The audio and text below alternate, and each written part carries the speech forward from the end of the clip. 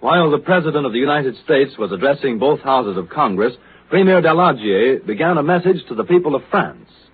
Later, our translator, who has been listening to the speech over shortwave radio, will give you a free resume of the entire message. In the meantime, we will listen to Premier Daladier's concluding remarks. We take you now to Paris. Bretagne ou en Alsace, elle ne renouvelle pas ses méthodes. Elle cherche partout des sens in quarte pour trahir leur patrie. Elle espère trouver des achats pour en scier la déchéance et en consacrer la servitude. Mais la France tout entière s'est dressée. Il n'y a pas chez nous de traîtres, mais un peuple unanime, courageux, résolu, qui inscrit sur ses drapeaux la liberté ou la mort. Après tant de mensonges et tant de reniements, la propagande allemande n'a plus maintenant qu'un dernier espoir. Celui de dissocier les forces qui vont briser sa marche vers la domination du monde. Il est clair que la propagande allemande n'a plus maintenant que deux objets. Elle veut séparer la France de l'Angleterre.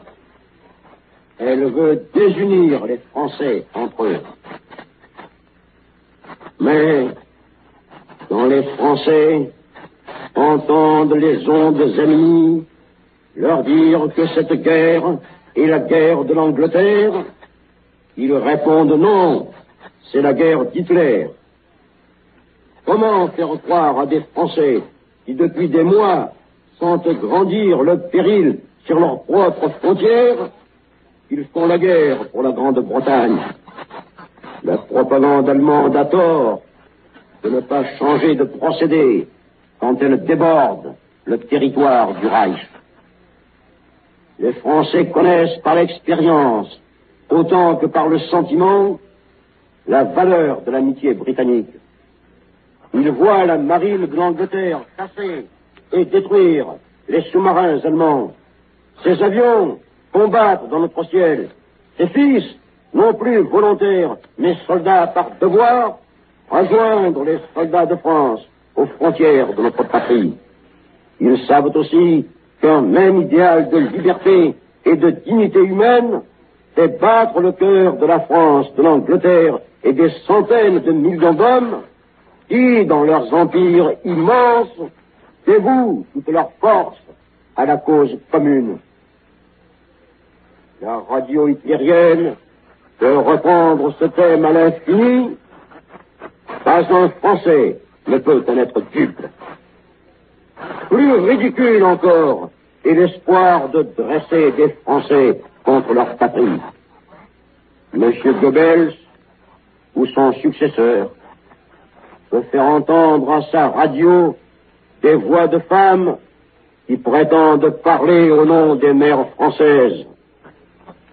Ces employés de sa propagande peuvent lire leur appel, qui n'est qu'une offense à la douleur des mères véritables.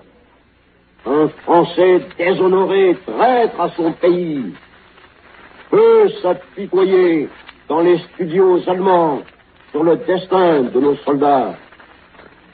Aucun d'entre vous ne peut être pris à des pièges aussi grossiers. Ce chantage aux sentiments les plus nobles ne fait que soulever votre dégoût et que raffermir votre volonté. Car la propagande allemande a pu mentir sur tout, mais il est une chose sur laquelle elle ne saurait vous tromper, vous abuser, c'est votre amour pour la France. L'amour de la France a renouvelé le miracle qui assura notre salut chaque fois que nous avons été en péril. Dans l'épreuve, notre communauté nationale devient de jour en jour plus ardente et plus fraternelle. Nous faisons la guerre parce que nous ne voulons pas que la France soit asservie. Pour son salut, nous mettrons en œuvre toutes nos forces nous continuerons à prendre toutes les mesures d'ordre intérieur, de discipline, d'économie, afin que le pays tout entier participe à l'effort commun. Nous ne permettrons pas que certains s'enrichissent, pendant que d'autres donneraient leur sang. Nous sommes calmes et résolus. Nous ne sommes pas hantés, comme nos ennemis, par la crainte d'une guerre longue. Nous ne pensons qu'à une chose, à la victoire totale.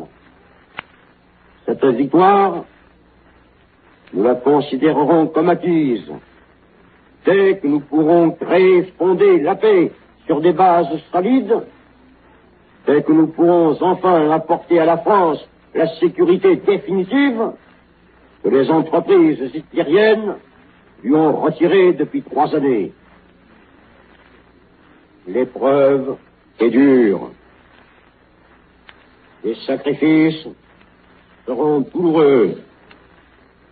Mais la France a vaincu de plus grands périls. Nul n'a jamais pu la détruire. Et il vient toujours une heure où les forces morales qui font l'armature des grandes nations pacifiques leur donnent la victoire. Ces forces morales, elles animent toutes nos armées que le péril n'a pas prises au dépourvu. Elles ont les moyens qui permettent de résister et de vaincre. Elles ont le courage, elles ont la science, elles ont la foi. Elles combattent pour l'indépendance et la sécurité de notre patrie et pour en finir à tout jamais avec les entreprises de domination de l'Allemagne.